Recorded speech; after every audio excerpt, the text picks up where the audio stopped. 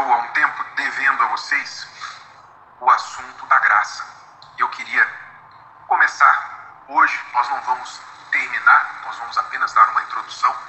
É um assunto muito vasto e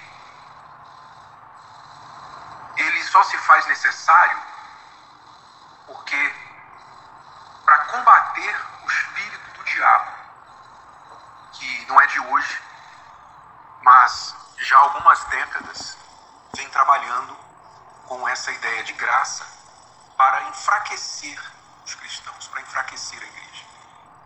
Não só a Igreja Universal, mas o mundo cristão de forma geral. E isso tem tentado também entrar na Igreja Universal.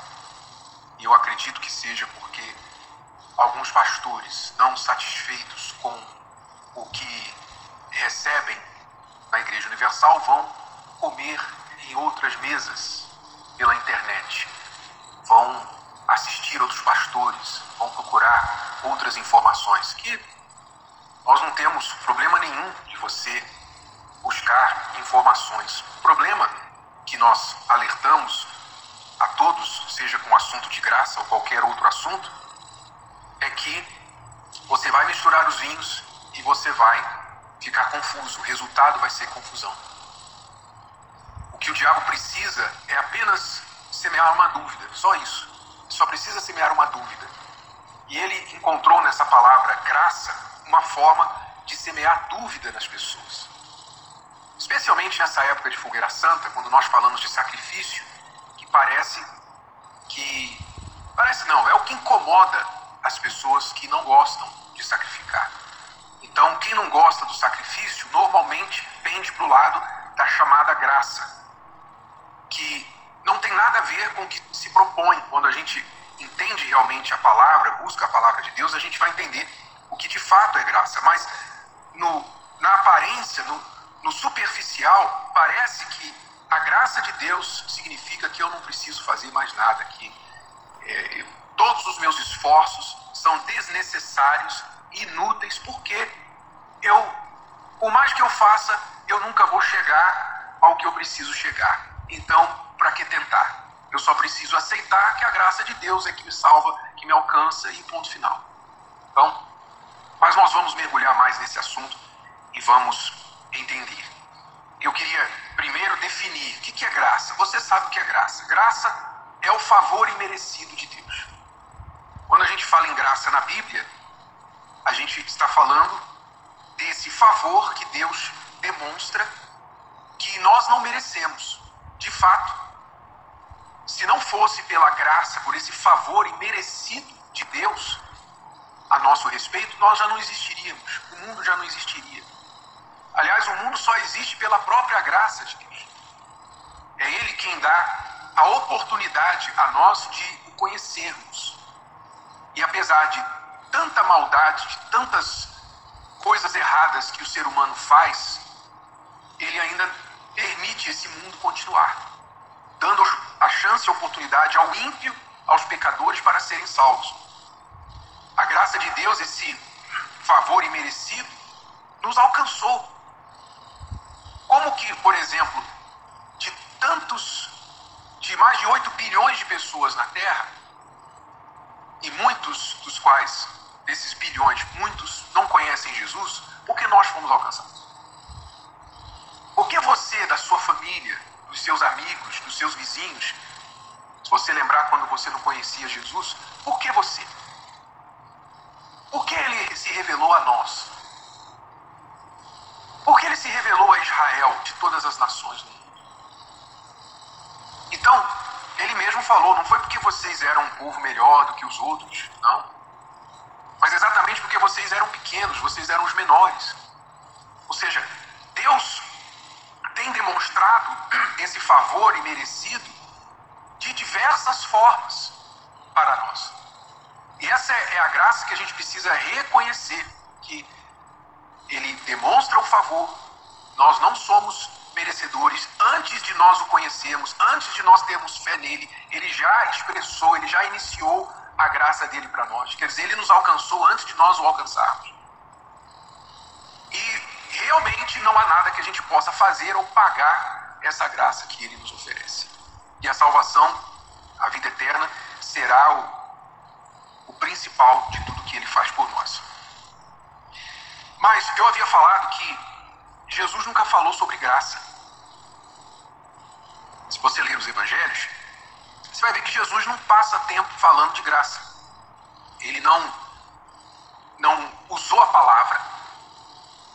Ele não falava sobre isso.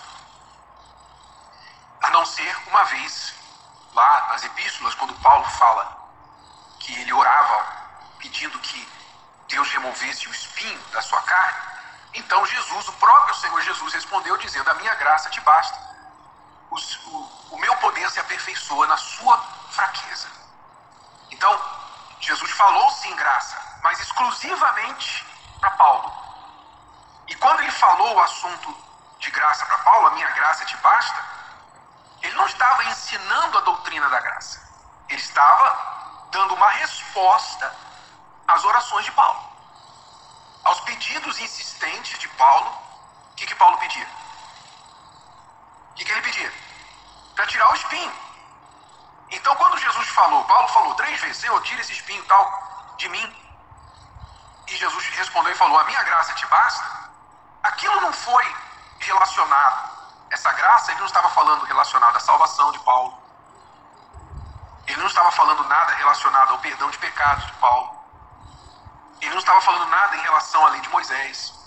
Ele estava falando do quê? Ele estava dando apenas uma resposta às orações de Paulo, que, em outras palavras, dizia o seguinte: olha, Paulo, eu não vou tirar esse espinho de você, mas eu vou te dar poder para suportar e superar. É isso que ele quis dizer com a graça dele. Eu não vou tirar o espinho porque tem um motivo, tem uma razão. Como Paulo falou, foi para que eu não me ensoberbecesse. Então tem uma razão, você precisa desse espinho aí. Mas, porque ele é um espinho, eu vou te ajudar a suportar e superar, apesar dele. Não tem nada a ver com graça e salvação e pecados e lei de Moisés, nada disso. Foi uma resposta específica ao pedido de Paulo. Jesus falou para Paulo naquela pergunta específica que ele fez. Então, fora essa ocasião, Jesus nunca falou sobre graça especificamente. E sabe por quê? Sabe por que Jesus nunca falou sobre graça? Porque ele foi a graça. Ele não precisava falar. Como a Igreja Universal, que não prega sobre graça, alguns criticam, falam: a igreja não fala sobre graça, tem que falar mais sobre graça. Não, a gente não tem que falar sobre graça. A Igreja Universal, ela pratica a graça de Deus, como Jesus. Jesus era a própria graça de Deus personificada naquilo que ele fazia.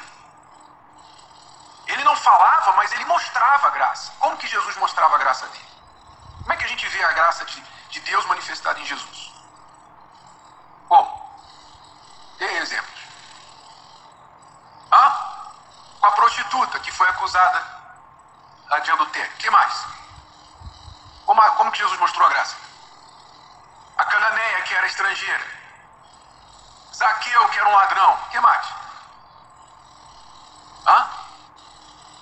Ladrão na cruz, no último minuto. Foi a mulher do adultério. Os doentes todos. Jesus curou gente que não manifestou fé. Você sabia disso? Vê lá o milagre da viúva de Naim, que não foi nem cura, foi ressurreição. Ela não manifestou fé, mas movido pela compaixão, Jesus parou o enterro e ressuscitou e devolveu o menino para a mulher. Não houve fé da parte da viúva. O rapaz estava morto, podia manifestar fé. A mulher não sabia que podia pedir para trazer o filho de volta. Jesus simplesmente, movido pela sua imensa compaixão, a sua graça, gratuitamente, sem ninguém pedir, ressuscitou o menino e devolveu para ela. Não foi assim? E o gadareno? E o gadareno manifestou fé para ser liberto? Não, ele não estava em sã consciência. Ele não estava em sã consciência. Mas Jesus saiu da Galileia, cruzou o mar, passou pela tempestade. De tão cansado ele estava, ele dormiu no meio da tempestade. Mas mesmo assim, enfrentou a tempestade, chegou do outro lado, em Gadara, e quando chegou lá, libertou o homem que não manifestou fé, tirou uma legião de demônios dele, foi rejeitado, foi chamado de endemoniado, voltou de volta para Galileia, sem fazer mais nada, a não ser libertar aquele homem que tinha uma legião de demônios. O que foi isso? Foi a graça de Deus. Jesus era a própria graça. Chamou os discípulos, que eram pessoas comuns como nós, pescadores, cobrador de impostos, o outro era zelote, que era um radical, enfim, chamou gente assim, que era ralé da sociedade, para ser apóstolos, representantes do reino dos céus. Disse para eles assim: olha, quem ouvir vocês, ouve a mim. Quem receber vocês, recebe a mim. Chamou, quer dizer, isso foi o quê? Graça. Mas não graça falada, não graça pregada, não graça transformada em teologia, mas graça praticada, graça vivida, graça na prática, que é o que a Igreja Universal faz. A Igreja Universal não prega sobre graça, mas eu duvido que você me mostre uma igreja que pratique mais a graça do que a Igreja Universal. Mostre para mim uma igreja. Eu não conheço. Veja os testemunhos. Quem é que vai atrás das pessoas mais desprezadas da sociedade? E quem fala isso não sou eu, vocês sabem. A sociedade sabe, os incrédulos sabem. Os diretores de presídio falam. Não há outra igreja que faz o que vocês fazem. Eles sabem. E não é que a gente faz para mostrar, não. A gente faz porque é o que Jesus mandou fazer. A gente tenta imitar. Malmente a gente consegue imitar Jesus. Não é porque a gente é alguma coisa, não. É porque buscando imitar o Senhor Jesus, que fez em vez de falar, a Igreja Universal faz. Ela não fica se preocupando em costurar as vestes dos santos. Você entende essa expressão? Costurar as vestes dos santos? Ou ficar decidindo, ficar estudando teologia para saber se Adão tinha umbigo ou não. Porque os teólogos se preocupam com essas coisas. Adão tinha umbigo ou não tinha? Se ele não nasceu, ele não teve mãe, então não teve cordão umbilical, então acho que ele não tinha umbigo, não. Não, mas Deus não ia esquecer do umbigo, né? Deus vai ver que tinha umbigo. Aí fica, Adão tinha umbigo ou não tinha umbigo? Quer dizer, os teólogos ficam preocupados com essas questões, as questões teológicas, a letra que mata. A letra que mata. Então estes que ficam falando de graça, porque graça, eu queria que eles mostrassem a graça de Deus. Em vez de debater a graça de Deus, eu queria que eles mostrassem a graça de Deus. E se fizessem mais que a Igreja Universal, seria maravilhoso, porque a gente teria mais uma igreja fazendo muito. Salvando as pessoas, levando as pessoas à salvação. Mas são muito bons no falar. São muito eloquentes no falar. Mas o mostrar que é bom a graça de Deus, veja se eles vão visitar o doente, veja se eles vão visitar um preso, veja se eles vão atrás, veja se eles vão expulsar um demônio de uma pessoa perturbada, veja se eles vão sentar 2 horas com um depressivo para ouvi-lo e colocar a mão na cabeça dele e arrancar a depressão dele. Veja se eles vão fazer isso. Mostra para mim os testemunhos daqueles que ficam pregando a graça. Mostra para mim. Então, a Igreja Universal realmente ela não prega a graça propositalmente, assim como ela não prega o amor no sentido relacionado à graça, mas ela é o amor, ela vive o amor. Meu amigo, pastor e esposa, se não fosse a graça de Deus na Igreja Universal, nenhum de nós estaria aqui. Nenhum de nós seria pastor, bispo, esposa, nada. Se nós fôssemos ter que fazer estudo teológico, teologia para fazer a obra de Deus, meu amigo, minha amiga, nós ainda estaríamos no colégio reprovando todo ano, provavelmente nas aulas de português. Reprovando todo ano, nem na teologia, no português. Mas graças a Deus que ele colocou essa visão no bispo, que o que a pessoa precisa para fazer a obra de Deus é o Espírito Santo. É o Espírito Santo. É o Espírito Santo que faz as obras de Deus em nós. nós, não é a nossa capacidade, não é conhecimento teológico que faz a obra de Deus em nós, não. Se fosse conhecimento teológico, Jesus tinha escolhido 12 fariseus para serem discípulos e apóstolos. Ele teria escolhido 12 doutores da lei. Mas ele nunca falou para os discípulos, nunca falou para ninguém que eles tinham que estudar teologia para fazer a obra de Deus. Ele disse sim, vocês não vão se ausentar de Jerusalém até vocês receberem poder do alto, o Espírito Santo. E aí sim vocês vão ser minhas testemunhas. O que é testemunha? Eu vi, aconteceu comigo. Eu estou falando do que eu sei, por experiência e não porque alguém me contou. Não porque eu fui num colégio e estudei, mas porque eu vi, aconteceu na minha vida. Eu posso falar de Jesus porque ele apareceu na minha vida. Nós temos, talvez, na nossa rudez, na nossa limitação, as nossas limitações com as letras, com a eloquência, com a oratória, com os conhecimentos teológicos, nós temos, talvez, em algum momento, tropeçado e falado algumas batatadas em pregação. Quem nunca? Quem nunca pregou alguma coisa que depois fala, meu Deus do céu, o que eu fui falar? Falou uma bobagem. Sim ou não? Como o pastor que mandou o povo tomar o leite para ser curado. E as pessoas tomaram leite e foram curadas. Porque ele lia, toma o teu leite e anda. Mas com leite ou leito, meu amigo, houve cura. O que importa é que houve cura. Sim ou não? Sim, nós somos limitados, nós podemos não falar assim sobre as profundezas das Escrituras, mas não foi isso que Jesus pediu da gente.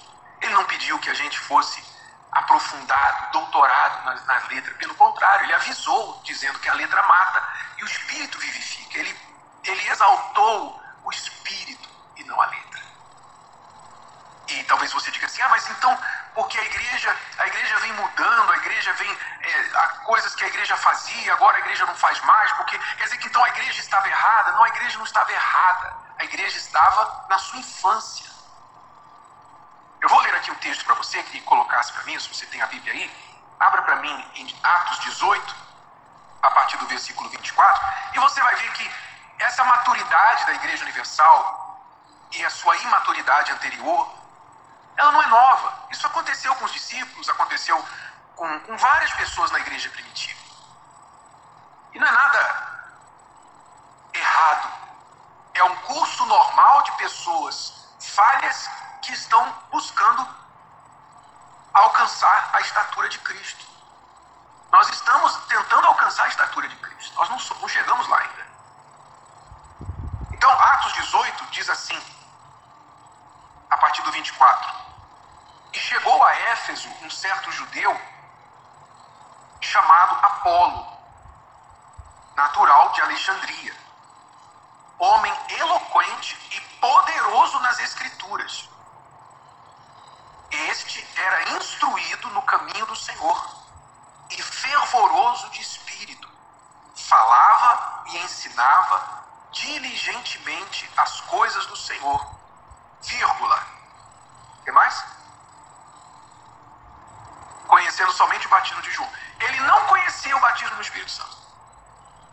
Ele não conhecia. Apolo, isso porque ele era instruído no caminho do Senhor, fervoroso de espírito, que falava e ensinava diligentemente as coisas do Senhor, homem eloquente e poderoso nas Escrituras. Mas só conhecia o quê? Batismo de João. Fazendo a obra, pregando, mas não sabia do Espírito Santo. Não sabia, não entendia, não tinha conhecimento do batismo do Espírito Santo. Por quê? Por que você acha? Porque ninguém o ensinou. Ele não teve a oportunidade, ninguém falou para ele. Ele não tinha esse conhecimento. Mas isso impedia ele de fazer a obra? Não, ele estava fazendo a obra. Ele estava lá. O que ele tinha, ele dava. E aí, versículo 26, ele começou a falar ousadamente na sinagoga. E quando o ouviram Priscila e Áquila, que já tinham estado com Paulo e já tinham sido melhor orientados, o levaram consigo e lhe declararam mais precisamente o caminho de Deus. Ou seja, assim como às vezes o bispo faz com a gente, você deve fazer com um pastor mais mais jovem, você vê o pastor falando lá uma coisa na reunião que não era bem assim, você depois da reunião fala, vem cá, deixa eu explicar uma coisa para você. Né? É igual eu tive que falar pro Rodrigo, né? Estava fazendo jejum aqui, ele falou assim, abre aí o livro em 2 Reis. Aí eu falei, Rodrigo, depois. Rodrigo, não é 2 Reis, não é 2 Reis, 2º livro de Reis. As cartas, 2ª carta aos Coríntios, enfim, 2ª carta de João, 3ª carta de João, mas Reis não é 2 Reis, é 2º livro de Reis. Bicho, obrigado e tal. Teve uma outra coisa, né, que eu falei, qual foi a outra coisa? Ele orava o Pai Nosso assim, ore comigo, Senhor. Pai Nosso que estás no céu, santificado seja o teu nome, venha a nós o teu reino.